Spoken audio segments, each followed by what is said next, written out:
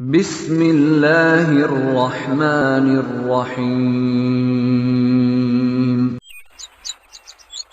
Bismillahirrahmanirrahim. Assalamualaikum warahmatullahi wabarakatuh. Alhamdulillah, puji dan syukur kami panjatkan kehadirat Allah Subhanahu wa Ta'ala dengan kasih sayangnya sehingga video ini bisa diselesaikan. Semoga video ini bisa memberikan informasi yang bermanfaat dan meningkatkan iman kita. Kritik dan saran dari pemirsa sangat dibutuhkan untuk perbaikan kualitas video selanjutnya. Pulau tempat Dajjal dirantai terdapat dalam hadis tentang Tamim Ad-Dari, seorang penganut Kristen yang kemudian menjadi Muslim. Dikisahkan Tamim pernah berlayar bersama 30 orang dari kabilah Lakham dan Dzam. Dalam pelayarannya, mereka diombang-ambingkan gelombang selama sebulan. Kemudian mereka terdampar di sebuah pulau. Bahwa keberadaan Dajjal ada di Laut Syam atau Laut Mediterania, atau di Laut Yaman atau Laut Arab, sembari berkata, dia datang dari arah timur, dari arah timur, dari arah timur. Kata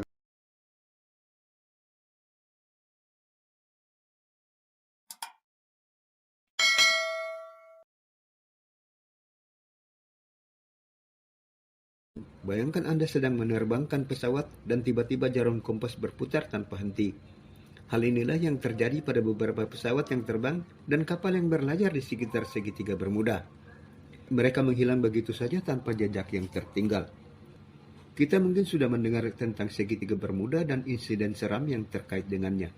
Kita akan menyelami beberapa teori konspirasi yang menjelaskan apa yang terjadi dengan tempat ini, mulai dari intervensi alien, gelombang yang sangat tinggi, hingga lubang cacing.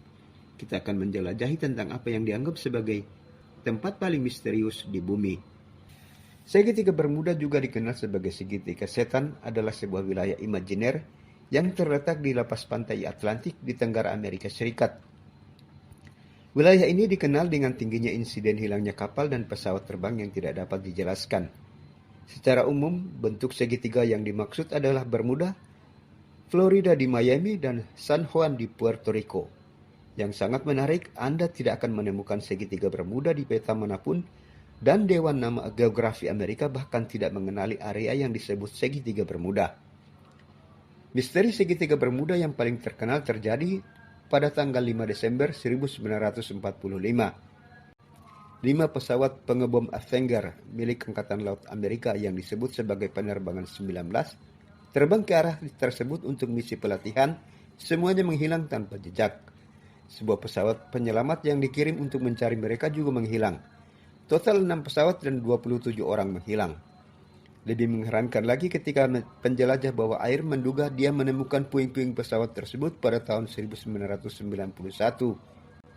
Ketika pesawat-pesawat itu diidentifikasi ternyata bukan pesawat dari penerbangan 19.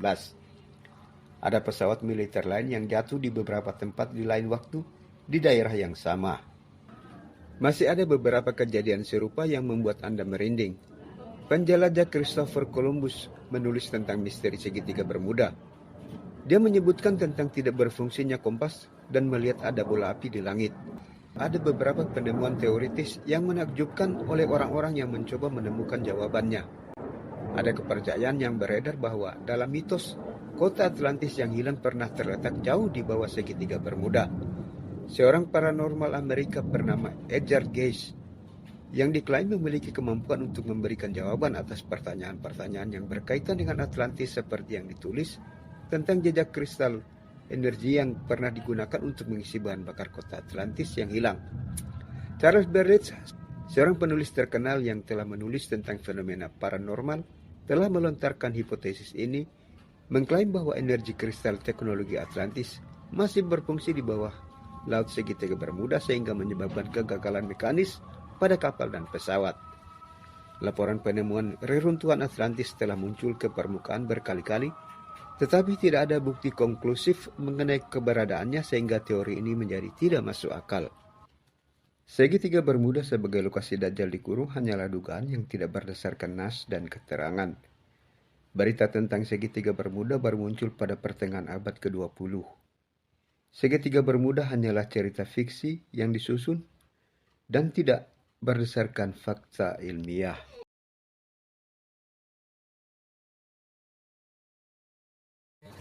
Socotra atau dalam bahasa Arab disebut Socotra adalah kepulauan kecil yang terletak di Samudra Hindia.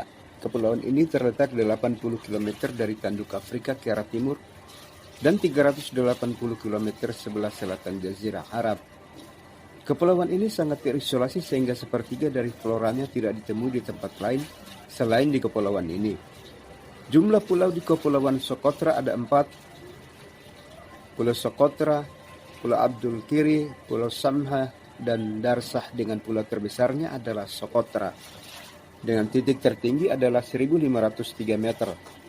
Socotra masuk dalam wilayah negara Yaman Provinsi Hadramaut. Penduduknya berjumlah 42.842 jiwa menurut sensus 2004. Kepulauan ini sudah lama menjadi bagian dari Provinsi Aden. Pada tahun 2004 masuk ke Provinsi Hadramaut yang lebih dekat ke kepulauan tersebut dibanding Aden, meski provinsi terdekat adalah Al-Mahrah. Etnik yang berada di Kepulauan Socotra adalah etnik Arab, etnik Afro-Arab, etnik Asia Selatan, etnik Somalia, dan Eropa. Bahasa yang digunakan adalah bahasa Arab.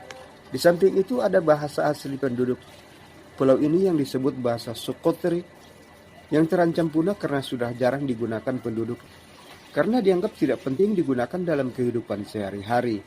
Pulau Socotra terkenal dengan keanekaragaman hayati yang unik karena banyak spesies flora dan fauna yang ada di pulau ini tidak dijumpai di belahan dunia lainnya. Salah satu spesies yang menjadi ikon Pulau Socotra adalah pohon darah naga atau Dracaena cinnabaria. Selain itu banyak juga dijumpai berbagai jenis burung serta kehidupan laut di pulau ini. Penduduk di pulau ini seperti tidak terjamah dengan dunia modern, masih memegang adat yang sangat kuno seperti ribuan tahun yang lalu tanpa mengalami perubahan. Karena keanehan yang ada di pulau ini sehingga ada yang menyebut pulau ini sebagai pulau tempat Dajjal dikurung.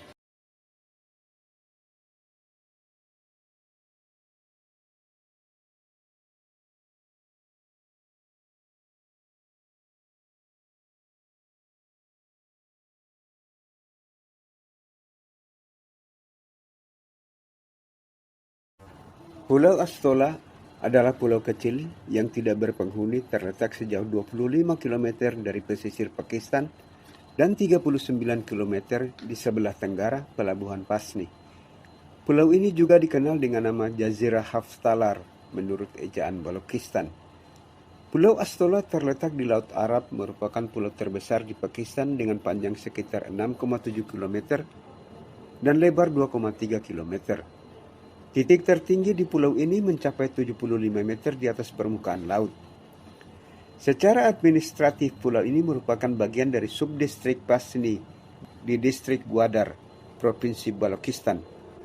Pulau Astola dapat dijangkau dengan kapal motor dari Pasni dengan waktu tempuh sekitar 5 jam. Pakistan telah menyatakan Astola sebagai wilayah laut yang dilindungi pada Juni 2017. Vegetasi di pulau ini sangat jarang, yang terdiri dari semak belukar yang hidup saat hujan. Di pulau ini tidak ditemukan sumber air tawar. Kikar adalah satu-satunya jenis tumbuhan yang mampu bertahan dalam kondisi keras di pulau ini. Pulau Astola dihubungkan dengan sabda Nabi Shallallahu Alaihi Wasallam tentang pulau tempat Dajjal dikurung. Menurut beberapa keterangan, pernah ditemukan bangunan kuil Hindu tempat pemujaan Dewa Kali di Pulau Astola. Pulau ini terdiri dari dataran miring dan serangkaian bukit kecil berjumlah 7 buah, karenanya disebut juga Haftalar atau 7 bukit dengan jurang dan celah yang dalam yang lebarnya beberapa kaki. Ada beberapa gua alam dan teluk kecil di pulau itu. Sisi selatan pulau itu miring secara bertahap, sedangkan sisi utaranya seperti tebing dengan penurunan vertikal yang sangat tajam. Isolasi telah membantu mempertahankan beberapa bentuk kehidupan endemik di Astola. Penyu hijau atau Chelomyamidas dan penyu sisik atau Eretmacelis imbricatus yang terancam punah bersarang di pantai di kaki tebing. Pulau ini juga merupakan kawasan penting bagi reptil endemik seperti ular berbisa Astola atau Echis corinatus astolae.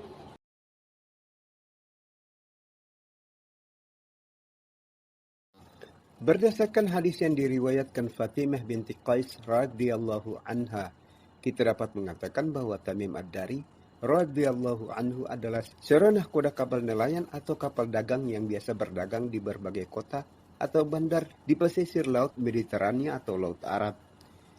Di pesisir Laut Tengah banyak terdapat bandar atau kota dagang, baik di benua Asia, Afrika, maupun di Eropa. Hubungan antara kota-kota di tiga benua ini menggunakan jalur laut. Jadi Tamim Ad-Dari sangat mungkin adalah nahkoda kapal dagang yang biasa mondar-mandir di berbagai kota atau bandar di sekitar Laut Tengah, bukan di Laut Arab. Pesisir Laut Tengah lebih banyak terdapat kota atau bandar dibanding Laut Arab. Laut Arab terletak di utara Samudra Hindia. Samudra Hindia meliputi pesisir timur benua Afrika, Laut Arab, Asia Selatan, dan perairan Indonesia di sebelah timur. Di pesisir benua Afrika, Laut Arab, dan Asia Selatan sangat jarang terdapat bandar atau kota dagang. Jadi dapat dipastikan rute perjalanan Tamim Ad-Dari berada di Laut Tengah atau Laut Mediterania dan pesisir Eropa Barat di Lautan Atlantik. Laut Mediterania oleh orang Arab disebut juga sebagai Laut Syam karena berada di pesisir negeri Syam. Menurut sebuah pendapat, pulau tempat Tamim Ad-Dari dan rombongannya terdampar atau berlindung adalah Pulau Inggris atau British. Ada beberapa alasan dikemukakan. Pertama, rentang waktu perjalanan dari pesisir negeri Syam di Laut Mediterania hingga ke Pulau British pada masa itu adalah 1 bulan pelayaran. Hal ini bersesuaian dengan kisah pelayaran Tamim Ad-Dari yang dihempaskan gelombang selama 1 bulan. Kedua, hewan yang mendatangi Tamim Ad-Dari dan rombongan adalah Al-Jassasa. Jassasa berasal dari kata jasus yang berarti mata-mata atau espionage atau spionase.